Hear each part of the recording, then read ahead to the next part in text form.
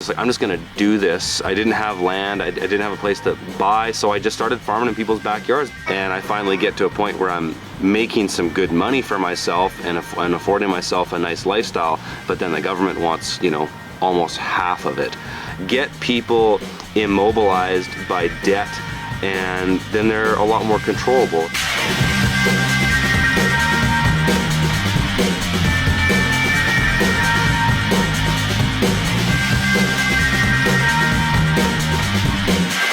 From Acapulco, Mexico, this is Anarchast.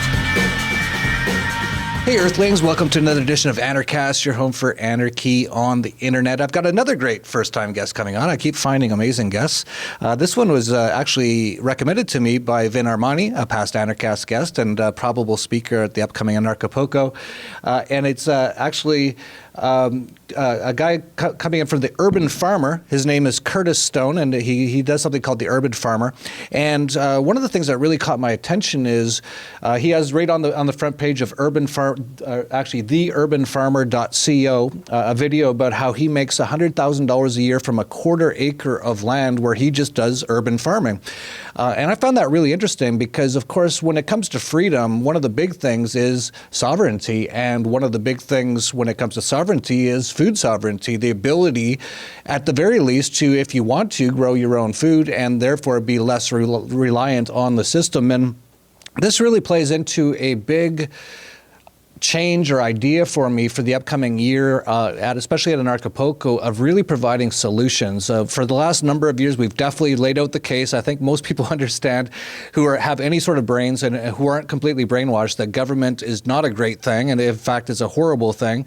I think most people understand that now. So a lot of people are really looking for solutions. And this really, the urban farmer aspect of things is one definite solution. So if you're out there and you've got some land, or so you live even in a city, or you're in the urban area, you can still create your own food source and even profit from it. So we're going to talk to Curtis all about that. He's coming in from Kelowna, British Columbia, Canada. And he also does a number of other entrepreneurial enterprises. So we'll get into that as well. How to basically make some money so that you're less restricted by the system and live more freely. So Curtis, pleasure to have you on. But the first question I got to ask you is, make sure you're a decent person. How did you become an anarchist? Happy to be here, Jeff. Well, I would say it started with Ron Paul, like many, I'm sure, of your listeners and viewers, back in, I don't know, when was the first time he ran against, when he went into the federal election, he kind of I think that was switched 2008. me on to a lot of the, what's that? I think the first time was 2008, I believe. Yeah, in 2008, and he kind of switched me on. I came from a background of being, I would say, a total liberal, very, very into like social justice and a lot of this stuff. I was raised, I think you're a Canadian originally, so you know what the New Democratic Party is, the NDP. I kind of grew up in the NDP because my mother was a card-carrying socialist. And when I first heard Ron Paul, he made a lot of sense because he spoke to things just so in such a nonsensical and practical way. It wasn't really wrapped in rhetoric, and that kind of switched me on to it. Though I don't think I became a libertarian and then maybe an anarchist from there. It was actually Obama that really turned me into an anarchist, in the sense that just seeing how all of this lip service and rhetoric that politicians go on about is just full of bullshit. And I was really, disappointed very quickly with him as a politician, and similar situations here in Canada, though we had a conservative government for a while. That kind of turned me on to it, and then I started to discover people like Thomas Sowell and Hayek and Rothbard and Mises, and it kind of just led me down a rabbit hole. But really the final icing on the cake was, like you and probably a lot of your listeners, is like I became an entrepreneur. And so, up here in Canada, we have a progressive income tax system, so the more you make, the more you pay. And so I started to pretty much just hate the government, in the sense that here I am working my ass off as a farmer, for 8 years to establish myself. I was putting in 100-hour weeks, and I finally get to a point where I'm making some good money for myself and affording myself a nice lifestyle, but then the government wants, almost half of it. So that was kind of where it started, and even in my travels, I do a lot of consulting around the world and public speaking around the world, and I often sometimes work with nonprofits and things like that, and I'm somewhat, non-governmental entities, or even governmental entities, and I see the insanity of the state in how, when you pretty much remove skin in the game, there is just absolute waste, and unfortunately, people like you and I are productive. We're paying for that waste, and so I'd say that's kind of where it started and kind of where it's at is at now. Yeah, becoming an entrepreneur is definitely a good way to become an anarchist, as you pointed out. I've been an entrepreneur most of my life, and even before I even knew what the word anarchy meant, or even libertarianism, before I even knew that, because being an entrepreneur, you run into the government's problems all the time. It's you try to do something, oh no, you can't do that. There's a regulation against that, and you're like, what? I'm just trying to provide a service to people, and I'm getting extorted and regulated and all these problems. So a real good way to sort of wake up to that is be an entrepreneur. But of course, the way that they have most people in society today is there's not even an entrepreneur course in the government indoctrination camps, the schools, and that's on purpose because as you become more like that, you become to realize the government's a problem, whereas if you stay more as a wage slave, which in fact you actually get hurt more as a wage slave than an entrepreneur, because as an entrepreneur, you're able to write off a lot more things, and maybe you can, you got more choices. Yeah, you have a lot more choices. For example, I'm sure you're writing off many things there at your house for whatever reason. It's part of the business. I'm sure you're probably doing that. If you're not, you should be. Whereas if you're working as a wage slave somewhere, basically 30% or whatever, it doesn't, depending on the amount of money you make, 30 to 50% of your money just disappears off every check. Yeah, and most people are just kind of just used to that now. They've really got people dumbed down and enslaved and happy about their slavery and things like that. And you brought up about how Ron Paul started you down the road towards waking up to a lot of these things, and then Obama really pushed you. That's kind of interesting, too, because if you kind of look at it, a lot of people kind of began looking at this stuff back in the old George W. Bush days. After the Bush crime family was involved in 9/11, a lot of people woke up to that and said, whoa, this isn't what they told us it was on TV. Then, of course, they brought in the next puppet, who was Barack Drone Bomber, the Nobel Peace Prize winning president who never had one day of peace his whole presidency.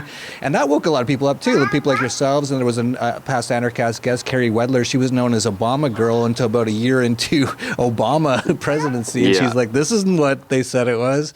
Now that it's swung the other way, which they always have to do with the left-right, is to keep people constantly in a battle and constantly in fear, is to go far right now this time. So they placed in their puppet, Donald Trump, and he comes in, and a lot of people are like, whoa, this isn't what we thought it was. So in many ways, the system itself is its own biggest problem. It's waking up more people than we ever could just by its own actions. And as it becomes more indebted over time, as the currencies hyperinflate, it's going to become very obvious to a lot of people. So that actually brings up the whole urban farming thing, because we're going to reach a point here with all the fiat currencies collapsing, governments collapsing to an extent, and a lot of people are going to have major problems. That you're not going to be able to buy things from grocery stores for a period of time. So becoming an urban farmer now is absolutely perfect timing. But maybe you could just start from the beginning on why you became an urban farmer and what you think is so great about it. Yeah, well, first of all, the only reason that I'm an urban farmer is because when I got into agriculture, so I want to kind of preface with this, and I'll jump back, I got into urban farming just because I couldn't afford land. It's like I didn't have any money. I had kind of a hack career as a musician in Montreal for about 10 years. I was trying to make a go at that. And I know you have a background in music too. But it was hard to do that. And so, that wasn't really going anywhere. And so I got into urban farming out of default. So I think any kind of agriculture is great, whether it's rural or urban or whatever. But for me, it was actually living through. So it was around 2008 when the recession started, and there was sort of a perfect storm of events in Montreal at that time. We had some crazy freezing rainstorms, and I don't know if you're from the East Coast at all or lived in the East Coast in Canada, but you get these freezing rainstorms, and it's insane, where you have warm rain coming in when it's minus 30 degrees Celsius, and then it freezes on contact, and everything is gridlocked. Like, you can't open the door to your house, you can't drive, you can't even walk on the streets. And so I witnessed that at the time when the recession was starting, and I saw how quickly grocery stores would be empty with food. Because if the food trucks can't come in from the highways, then a city could essentially starve. And so that made me kind of realize how fragile the system is, if you will, and it really brought me a lot of concern, because I was like, here I am, this dirt poor musician trying to make a go at it, and if times were tough and families couldn't feed their kids, I would be food. And so it really started to make me think of the fragility of the system, and that's kind of where it started. Like, I wanted to get into agriculture, I wanted to get into farming, but I didn't really know what it was going to look like because I didn't have any money, and I wanted to move back to BC. I was originally from here, and it's expensive. Land is inflated here, and I came back. I worked as a tree planter as sort of like my day job. That I would kind of go work in the bush for a couple months and then go and pay for my lifestyle in Montreal for the other 10 months. So I was able to make decent money and save money with that. But and that's how I started my business, with just save some money from tree planting and just went for it with no debt. But I was kind of like, when I came back from Montreal, I was trying to figure out like what it was I wanted to do, because it wasn't clear that it was urban farming. It wasn't even clear that it was like commercial farming. At first I was just like romanticized by the idea of like homesteading and living off the land and just kind of getting off the grid so that I could just be a human being and be productive and not pay taxes and stuff like that. No, not that I'm advocating people avoid taxes, because I don't want people to go to prison, but that's kind of where it started. I got on a bike. I rode my pedal bike down to Tijuana, from Kelowna all the way down to Tijuana. I visited homesteads, I visited eco-villages, preppers and all that kind of stuff, and I saw it was possible, and I was stoked. And more importantly than that, I felt fucking incredible, because I rode a bike 3,000 to whatever, 4,000 kilometers, and I felt just really empowered. And at that point I felt like I could do anything. So I came back to Canada, to BC, and I was just like, I'm just gonna do this. I didn't have land, I didn't have a place to buy, so I just started farming in people's backyards because it seemed like an option that I could do. I heard about some people that were doing it, and it worked. Like, I made a living at it right away. I wouldn't say I made a lot of money at it right away, but we're at a point now where we literally can do 100,000 on a quarter acre, and it didn't start that way, but we got to that. Yeah, that's great. I was just actually, while you're talking, I was looking at your website. I see you offer courses and stuff, and I was thinking we should definitely have you come down and do one at Anarchapulco if you're interested. I'd love to. Yeah. Absolutely. Yeah. Well, to be honest, Jeff, I was actually going to come down. I go to Mexico quite a bit, my wife and I and my daughter. We love Mexico, so we go down at least twice a year.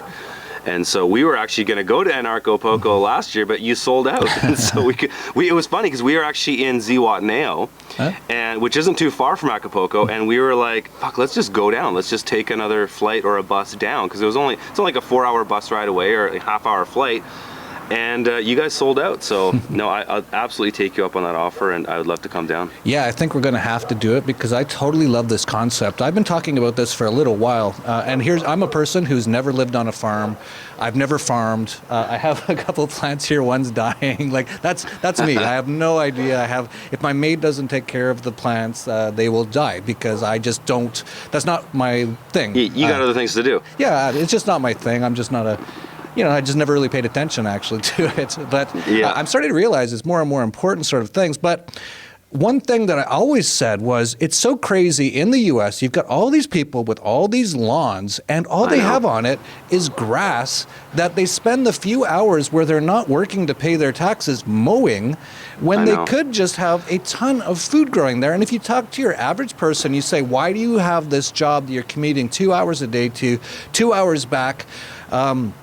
Why do you even do it? And you hate it. Why do you even do it? They'll say, well, I need it to pay for my car. Well, why do you need the car? To get to my job. Okay, why else do you need to do it? Well, I need food. You have a big yard there. Grow your own food. I know. What are you doing? And the insane thing about it, too, is that not only do you have that, but you also have a sort of entitled, many generations of entitled people in the US and Canada, all over the world, that are complaining about lack of jobs and complaining about, say, lack of access to good food, and they don't even think for themselves that they could just take that on and just take responsibility. You know, it's one thing I've learned from just being a farmer and an entrepreneur is just like, make it. You know, like, stop bitching about the world's problems, stop complaining, just get out there and fucking do something.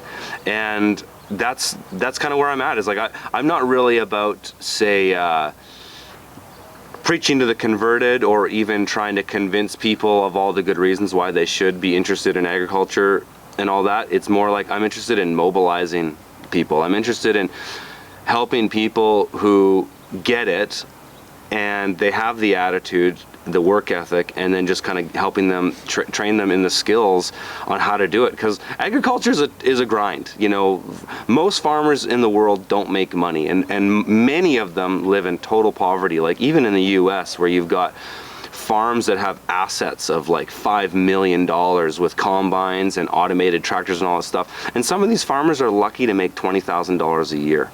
And so they're just locked in a system of servitude that's totally propped up by the government, because the government subsidizes agriculture and subsidizes shitty agriculture as well. And you just get, you know, people in debt. But that, you know, you and I both know, I'm sure as well as your audience, that that's the model, right? I mean, it's the same with student loans. It's the same with a lot of industries. Just get people immobilized by debt, and then they're a lot more controllable. And they're, you know, the way I see it too is I often look at things in life, I look at parallels, and one thing I find that's interesting as a farmer is that, you know, farming is really about controlling outcomes, because you can't get these kinds of results in the natural world. You know, you can't have a crop of beets to be set to harvest on a certain day. In a you know, if you're roaming through the jungle and harvesting food, you don't get these predictable outcomes. And agriculture is the biggest reason why civilization is what it is, that we have specialization, and the fact that you and I can sit here and do a podcast. But everything is a level of agriculture. And so, you know, the government essentially are just farmers, right? And like you were alluding to before you asked this question, and how the government doesn't want people, like you're talking about the indoctrination schools and all that. They don't want to teach people to be entrepreneurs, and it makes sense, because it's just like you as a farmer, if you're raising sheep to be slaughtered, you don't want to train your sheep to be independent foragers in the forest. You want them to become dependent on you. And I think that's the reason why socialism and all the promises that government make are there, is because we're a product. We're an agricultural product, and you know, it's just like it's like Animal Farm in the most literal sense, that there's just certain levels of people that are farming other people, and whether they know it or not doesn't really matter, as long as the system keeps kind of going forward. Yeah, absolutely. And this is such an easy thing for people to do that would change so many people's lives. When you think about it, as I pointed out, most of them are going to jobs they hate. They're doing it because they say they need it to pay for food. They have a yard there, or even, you know, you can do a lot of this in apartments. Maybe you can talk a little bit about that. But, you know, they've got enough space to be able to grow some of their own food.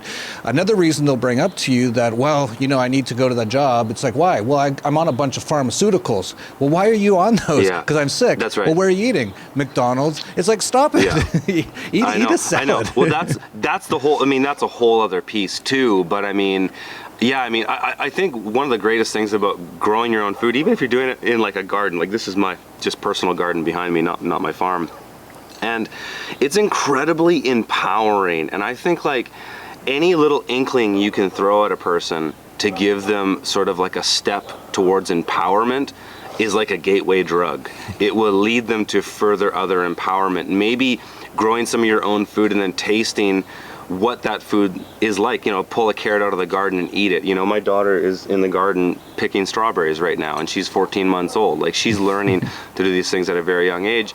And it's empowering. Child slave to labor, know that's what we always get. Yeah, that's the anarchist thing. That's true. It's true. She does. Yeah. She's forced to pick strawberries. It's what we do. Yeah. No, but it's incredibly empowering to know that like you can control the things that sustain you.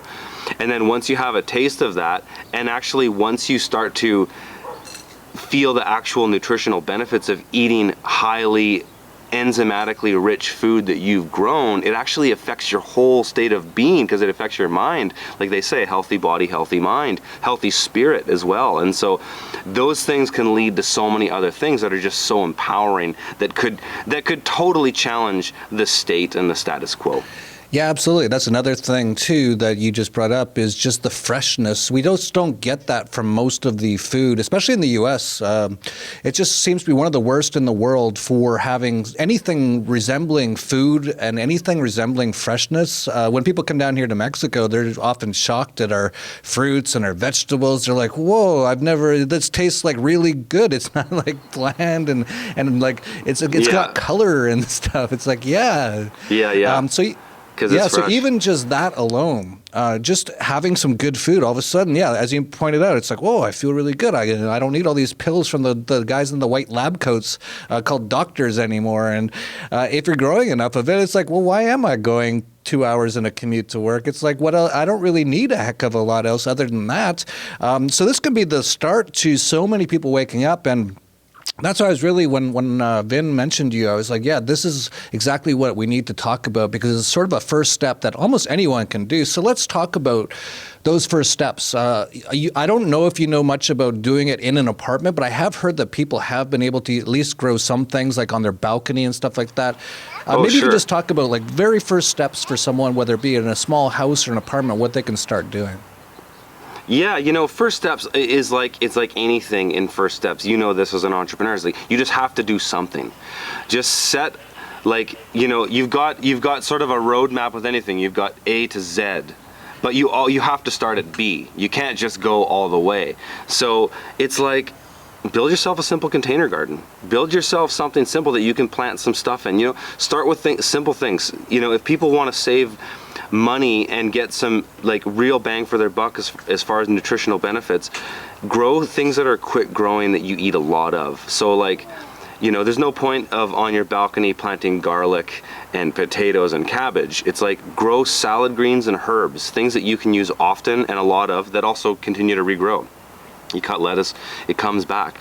That's like a really good starting point. And then from there, you start with a little, get to know those things, those crops, the ways you're doing it, and then scale it up. One thing I teach in my education practices, because I'm trying to teach entrepreneurs. I certainly want to see people grow food for themselves to eat, but I really want to teach people to make money at this and succeed, create value in their community and in their family, build social equity. I'm a big fan of the 8 forms of capital and how there's many different ways to build capital and build wealth. And I find, financial capital is just one of them. And, the great thing about being a farmer is that if you can produce food, that's an intrinsic thing that people need at all levels regarding socioeconomic, cultural, language, whatever. Everybody needs to eat. And as a farmer, you have an amazing intrinsic value to your community. And that makes you a valuable person. And with that, all kinds of other opportunities in your life will open up because you're going to be valuable to people. And if people like you and you're helping them, the sky's the limits on where that can go. And so, when I teach farmers, I often teach them to start growing microgreens first, which are basically like a sprout, but it's the first cotyledon leaves, they're called. They grow off the seed, and you can harvest them, and they're incredibly nutritionally dense, but they're also a very profitable crop. And so I tell people, start a business. You can start an urban farming business on $1,000. Get an indoor microgreen setup going. Get some crop production going. Start marketing that stuff around to restaurants, local stores, farmers markets, whatever. Get some cash flow, and then we call microgreens a gateway crop. It's get that crop going, get some experience, know the product, get to know some customers, and then gradually, incrementally build your business up, and you can keep scaling it, because once you have cash flow, then anything's possible, because then you can just scale it. Okay, I got a microgreens business going. Let's scale that up, and that makes more money. Let's put that into something else, like growing, crops in the field. Get some land, you name it, just stuff like that. Yeah, absolutely. My mind's just like flying with ideas about how this could help so many people. What, just from health standpoint to just saving money by not having to purchase a lot of extra food to actually making money. This is like, it's just so obvious to me. But it wasn't that obvious a few years ago to me. This has just started coming to me. I don't know why it is. And people like yourselves are doing it now. And I'm like, this is so obvious. Everyone should be doing this. Like absolutely everyone. Everyone's got space wherever they live. They should be growing some of their own food. And you hear it so often. It's pretty funny that you'll see people, especially in the U.S. again, they'll go on and they'll say, oh, it's so expensive to get organic, vegetables and fruits, so I can't eat healthy. It's like, grow your own. Like, what are you doing? Well, that's for sure too. But the fun, and I totally 100% agree with you there. But the other reality too is that even the poor in America probably have a plasma TV. So I think it's a part of priorities, like what you actually prioritize, that's valuable in your life, and what you can actually do. And I think there's people in the West don't have a lot of people don't have their priorities straight, but they also don't really value things because they don't understand them, and they really ultimately don't feel like they should be responsible for taking charge of their life. It's always somebody else's problem, somebody else's fault. Oh, I blame my suffering on the politicians, and I blame my suffering on my asshole boss or whatever. It's like, people need to just buck up and just take responsibility and own it and make shit happen. And that's what I'm all about teaching people to do. Yeah, absolutely. And I think the other thing is, too, they're just not aware of these as being options. They went to 12 years of government indoctrination camps, so they've never learned how to think. In fact, it's kind of gotten beaten out of them how to think. So your average person turns on their television programming, which is literally brainwashing, and goes, oh, that's reality, so I want to become like Kanye West and have champagne bottles at the club, and that's a good life, and that sort of thing. And, right. To be honest, I fell for a lot of that stuff myself. I thought that was what I should try to become, and I became it, and I was like, well, this sucks. That was stupid. And I came to that realization myself. But your average person just doesn't have access to this info. They just see everyone else has a lawn. Well, I will get a lawn. They have not heard that, hey, you can grow stuff there. Now, of course, we know in the U.S. as well, there is places where if you even try to grow stuff on your yard, you will actually get arrested. It's actually illegal in many places. I know. That's insane. I know, that whole thing drives me crazy. But I always get people that email me and they say, like, what should I do about what do I need to do this? Do I need a license? It's so funny. We're so indoctrinated. As like I said, we're just cattle that have been like pushed around and herded our entire lives, that we just think that we need permission for everything. And I just tell people, I'm a firm believer in that it's better to ask forgiveness than to ask permission. Just do it. Who cares if you think it's illegal? I mean, people need to start just taking control of their own lives and stop relegating everything to permission from the government, and just do it. And like the more people do it, the more the system might change. Because if you're just gonna wait to vote it in, then you might wait a lifetime for that. Yeah, absolutely. And we're starting to see people wake up a little bit. There's been the Permit Patty. I don't know if you saw her.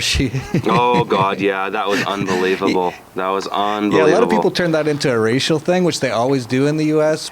Which is so stupid. Yeah, I thought, I was like, why are you making? Well, that's because the social justice narrative is just being hammered so hard because the left doesn't know what else to do, so they're just doubling down on that.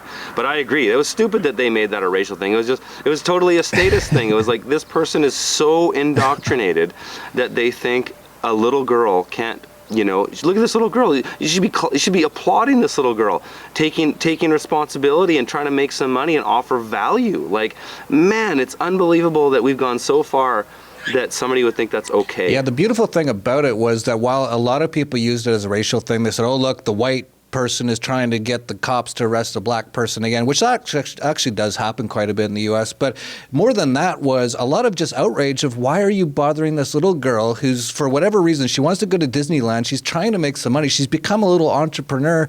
Why are you calling people who are going to threaten her with death? And the people that you're calling are actually paid for through extortion of everyone else.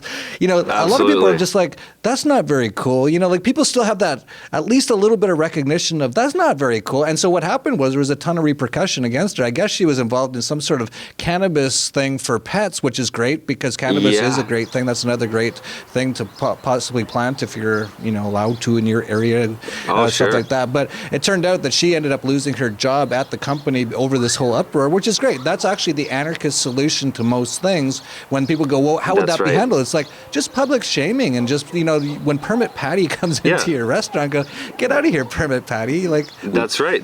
If it's the free market of ideas and the consequence is ostracism, is social ostracism. Absolutely. That's good. That's how in an anarchist society, that's how things are. It should be. But it's funny because, I really believe, if on a philosophical level, we actually are in an anarchist society. There's just one really big gang that has got the monopoly on force, and that's the state. And but it's funny because all of those things, like I just mentioned, social ostracism, those cultural things that we all know, like you don't need a rule, a state rule to be enforced not to murder people. Everybody gets it. And if you do that, you're going to get fucked up by somebody.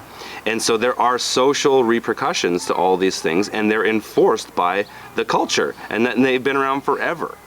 Yeah, absolutely. So people are kind of waking up to an extent. And I do agree with you as well that we basically are in a state of anarchy in the world, but there is large criminal organizations who've done a really good job of convincing people that they're good things and not bad things, and they're called governments, and we've still got a lot of them running around, but people are starting to wake up. But again, a big part is people just waking up to just little things like urban gardening and things like that. So I want to continue on with this because I know a lot of people are going to be very interested, and definitely already done. We're going to have you at Anarchapulco. I didn't even ask you before the interview, but after talking to you, I'm like, we have to do a workshop of yours, and we have something called the Health and Wellness part of Anarchapulco, which this would very easily fit into before, it's in the days before. So for people out there, Anarchapulco this coming 2019 will be February 14th to 17th, but in the days before it, probably something along the lines of February 11th to 14th or 10th to 13th, something like that, will be the Health and Wellness, which hopefully will have Curtis doing a workshop on urban farming and stuff like that. They're helping you get started on stuff like this. But let's talk a bit more about some of the details of doing these sort of things. So you brought up that you start up with microgreens, and you brought up, that was actually one of my questions, was how do you sell it? So you're saying go around to farmers markets, local restaurants. Maybe just give a few more details on how someone could get started with these things. Yeah. A big part of what I teach people is how to pursue direct consumer markets. So those are things like, basically the idea is you're selling to the end user. So farmers markets are a great example. The big culture of that in Mexico. You show up with stuff and you sell it, and people give you cash, and cash is great, especially for anarchists.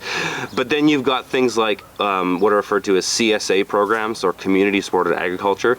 So that's sort of a buy-in where people buy a share in your farm, and this is actually how you get around a lot of the legal BS in the U.S.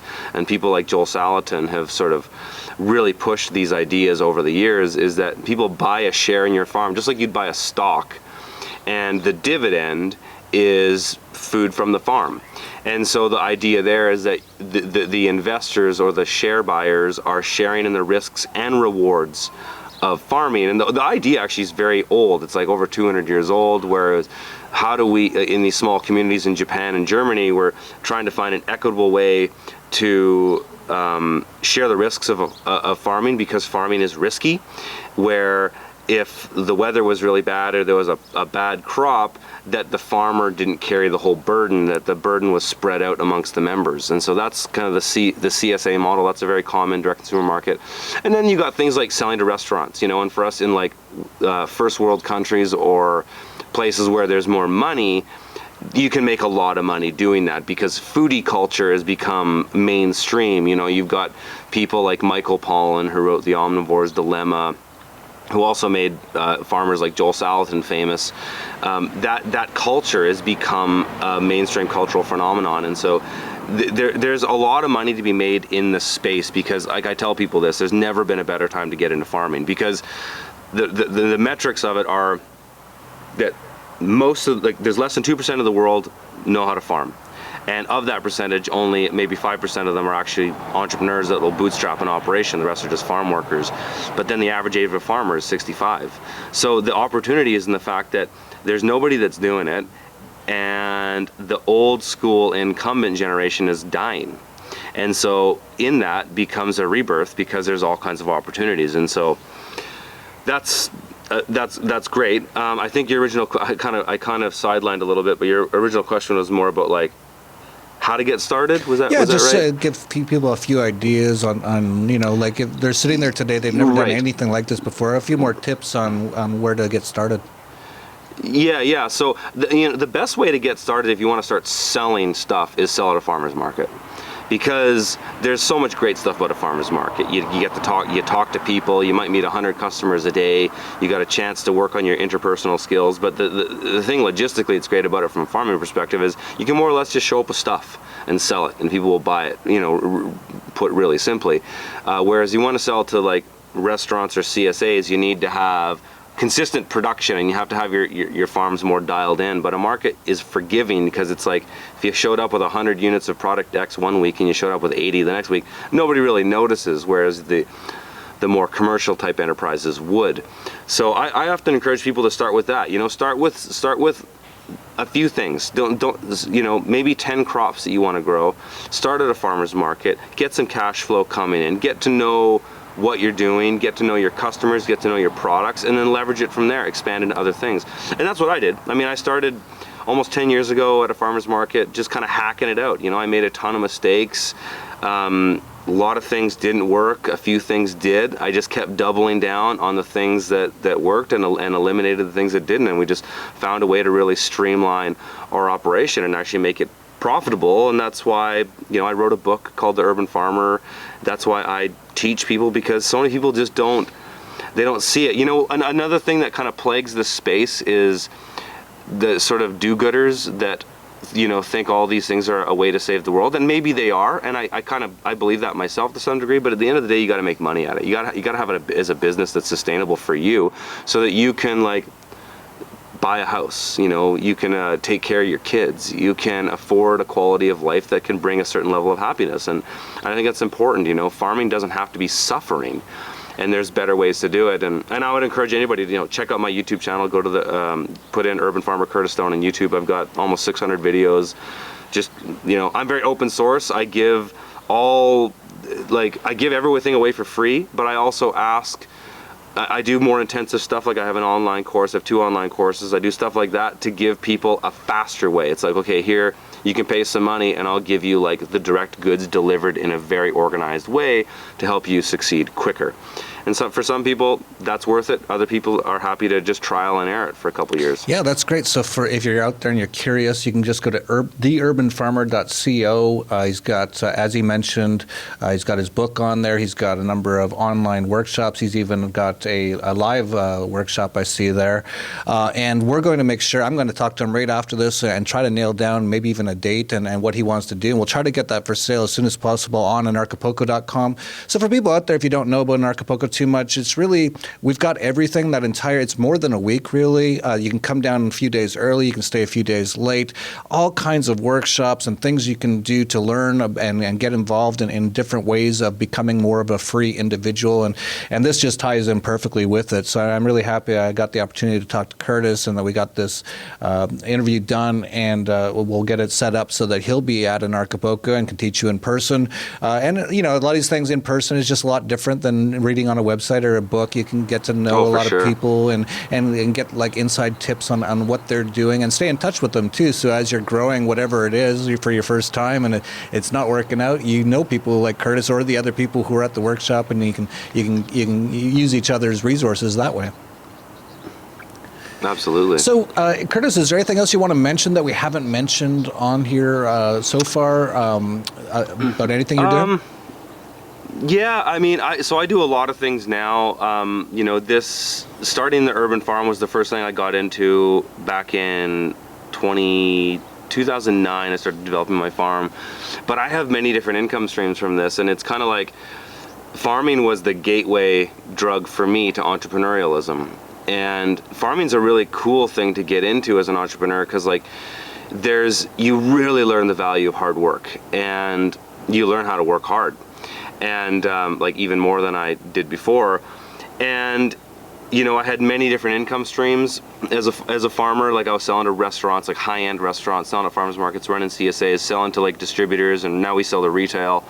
But opening up all those other possibilities just opened up the whole idea of the marketplace in general to me. And I really, really live by the idea of just like, if you want to build wealth in your life, it's all about just creating more value for more people and finding it and making it easier for them to engage you and succeed. And I really am a firm believer in the abundance mentality versus the scarcity mentality, which I think most of the world lives in. But the abundance mentality is the mindset of love, where it's like there's plenty to go around.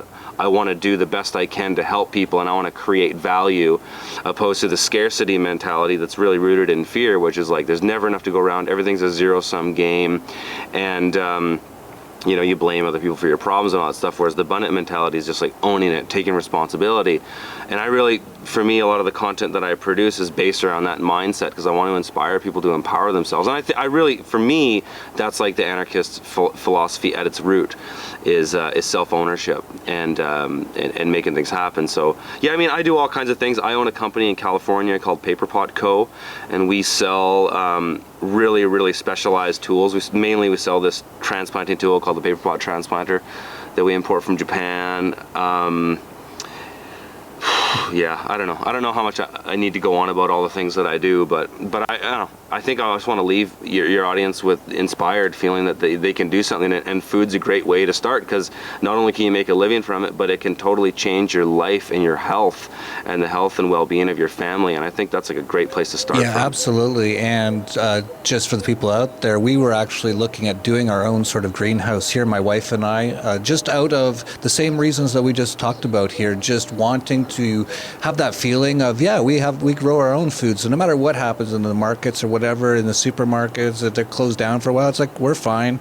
Also that feeling of having that fresh food and getting, as you mentioned, like just from like the moment that you pull it out of the ground to, every hour that goes by after that, it's losing some of its life, it's losing some of the enzymes and all that sort of stuff. Just having that ability, just take it and there we go, it's on the plate, and that freshness sort of a thing. So we're looking at doing that ourselves. And of course, we're not looking at doing it to make money or anything like that for us personally, but we definitely could be doing that if we wanted to.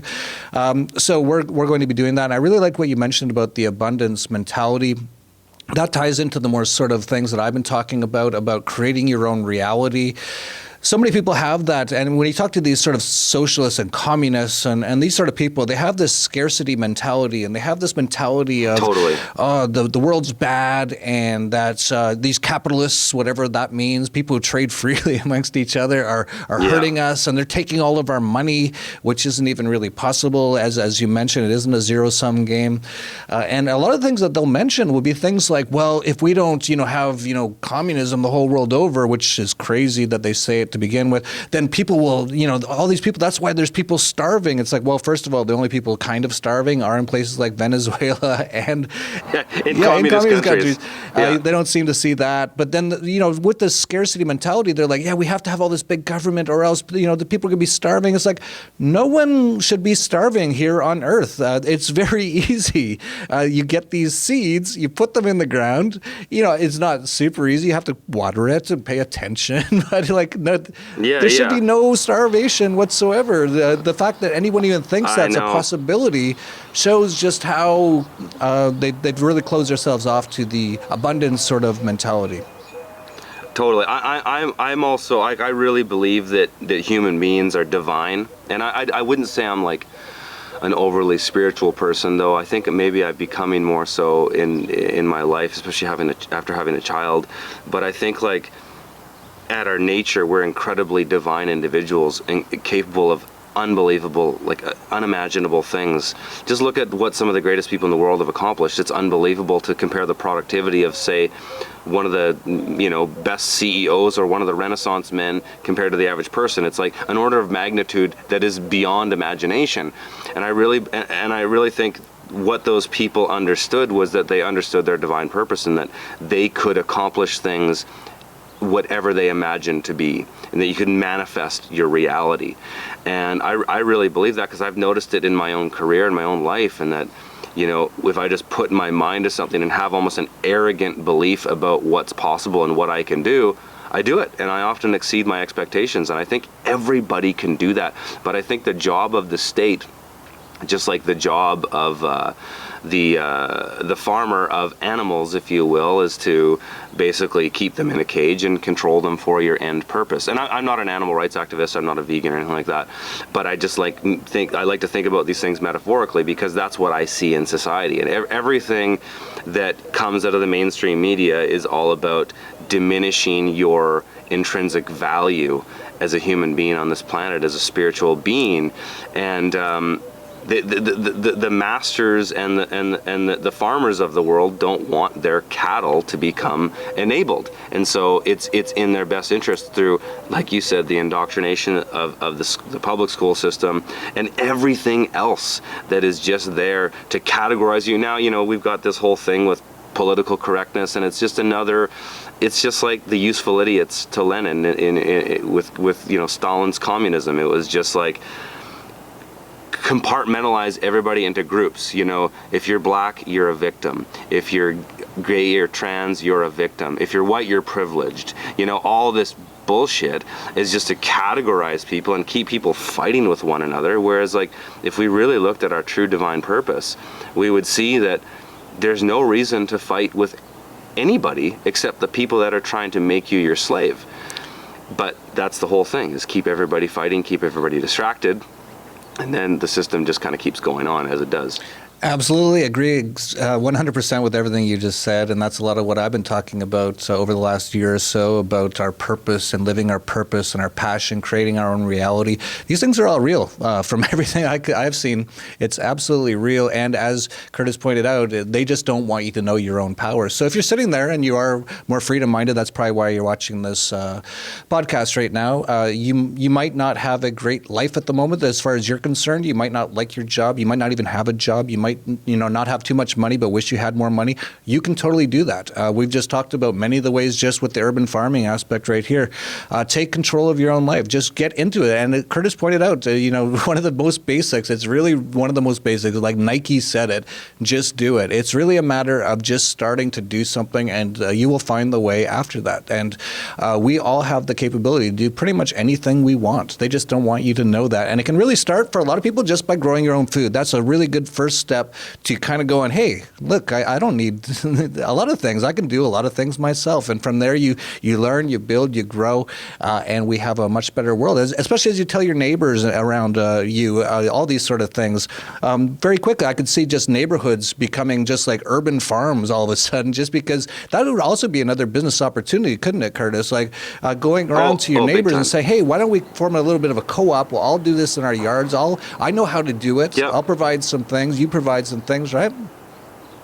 Well, in fact, that's not literally, but that's a lot of how I started my business. So when I started, like, I couldn't buy land because I didn't have any money. I didn't have enough money to buy land, at least, not even close.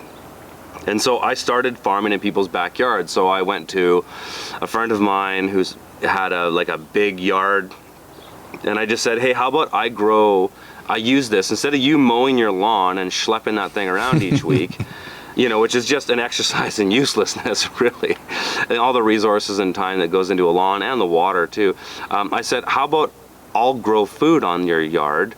I'll give you a basket of it each week. I'll maintain it. I'll manage it. I'll put up all the expense to make it happen, and I'll feed you.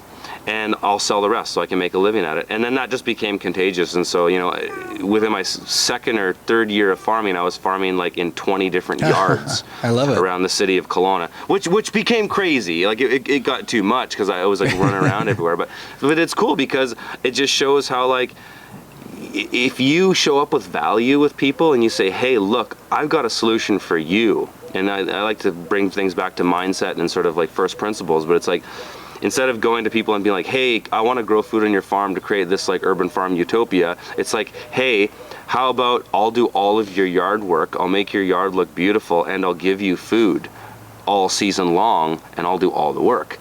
So it's a shifting of the offer, and that's more attractive to people because everybody is acting in their own self-interest. You and I both know this. I'm sure your whole audience knows this, and so you just have to like be real and be like, hey, this is the value I'm going to offer you. This is how I can help you. And man, before you know it, like people are lining up. I mean, we still have a waiting list that's like as tall as I am and like a 9-point font because people want us to do their yard, and it's also too like in the time we're living in, there's just such a lack of initiative. Maybe because it's probably many things, years of indoctrination, what have you, but also the fact that we've lived in an era of abundance where we haven't really lived through any major scarcity of food. Like, the Western world, like Canada and the US, we're not living in Venezuela. People in Venezuela probably love the idea of communism on the street, or love the idea of capitalism on the street, whereas people in America and Canada are sort of like romanticized by this idea of communism. It's like we want what we don't have because we think the grass is greener on the other side. And so it's interesting, but I think that's really what it comes down to, is just like show up with value and opportunities will be at your doorstep nonstop. Absolutely. And I love that idea. I could just imagine so many people watching this right now doing that in their neighborhoods. And before you know it, they've got 5, 10, 20 houses. They're all doing stuff. They're kind of talking to those people all the time too, and mentioning, by the way, this whole government thing is kind of like a BS scam. Have you ever noticed that? There's ways to get involved in your community, which is one of the things I've said a lot, is just get out there and get involved in your community. And what better way than by doing something like this, which is providing value to your entire neighborhood. All of a sudden it'd be a much more cohesive neighborhood. They'd all feel more connected, and then there'd be less need for police, even if some people still want them. All that kind of stuff. You become more of a neighborhood. And, great stuff. Yeah, well, I mean, it's so cool. What's happened for me in this is that, like, we're farming in people's yards and people walk by, and it's one of the coolest things about being an urban farmer, because I don't think urban farming is like the ultimate solution to like the food system. I just think it's part of it. But it's so cool that, like, we're farming in people's yards, people walk by. Most people don't know anything about agriculture because it's been so removed from us in society for a lot of good reasons. But it's cool when people walk by and they see, even every single day, people walk by in my garden or any of the farm plots that we farm, and they go, this is so cool. Like, what a great idea. And the neat thing is I never had to proselytize them or spin off any rhetoric to them about why they should be interested in this. They see it and they go, yeah, this makes sense. Like, it doesn't even need an explanation. It doesn't need any sort of academic rhetoric. It's just like, hey, look at all this abundance. Look at this. This looks like production. I get it. I understand it. Why the hell would I have a lawn? And everybody who sees it comes to that conclusion without me having to tell them anything. Yeah, it's great. And if you happen to live in the land of the free, the USSA, and it's illegal to have a garden on your lawn and stuff like that, just get involved. Just start doing it, as Curtis said. Just mostly ignore these criminals. And, if you get your neighbors involved quite quickly, before you know it, they'll all have the same thing going. You'll be operating it for them. Then when the guy comes up with the blue costume on, everyone comes out on the street and tells them to get lost. And, it's quite amazing. They will go away if they get enough sort of pushback. And you just go, get out of here, you criminal. I don't care about your blue costume. We're growing some food here. That's right. Why are you coming in here with your gun? We've got guns too, by the way. Just sort of mention stuff like that. So, yeah, don't ask for permission. Totally. Just do it. That time's right for that. So, real pleasure, Curtis. I knew this was going to be a great interview, but it's been really great. A lot of your thoughts are exactly the same as what I've been thinking as well, and I think this is a really great way we can get a lot of this stuff out to more people and get people doing stuff that will move them along the way to becoming more sovereign and individual in many ways. So, do you want to mention your website or anything else before we finish up? Yeah. I think we said it a couple times, but people just go to my website, theurbanfarmer.co, and then you can pretty much find everything else I do within that. That's sort of the hub. But I do lectures around the world. I teach on farms, a lot of farms in the southern U.S. Teach people on my farms here, online courses. I do a lot of different stuff like that. But if they go to my website, theurbanfarmer.co, or just put in YouTube Curtis Stone, the Urban Farmer, you'll find tons of content. And definitely check out Anarchapulco. We'll definitely have Curtis down there doing a workshop, possibly speaking at the event as well. And if you like this interview, just like, subscribe, share down down below. Anyone who's got a lawn, basically, if you know someone who's got a lawn, go, hey, watch this. And you know what? If they're like super hardcore statists, go, if you don't like the freedom angle, just go past the first 5 or 10 minutes where they talk about the freedom stuff, and then they get into the farming stuff. That's the way to do these sort of things, right?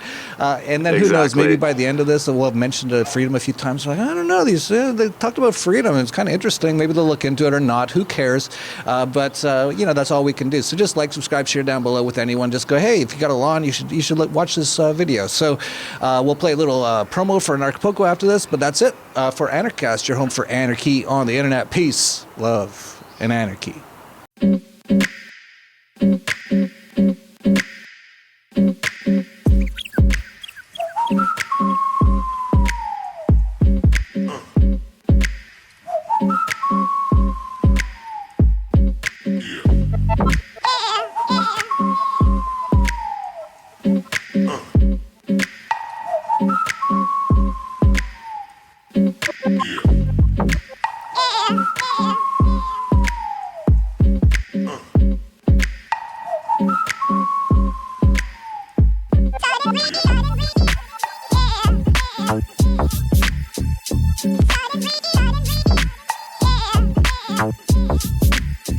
Yeah.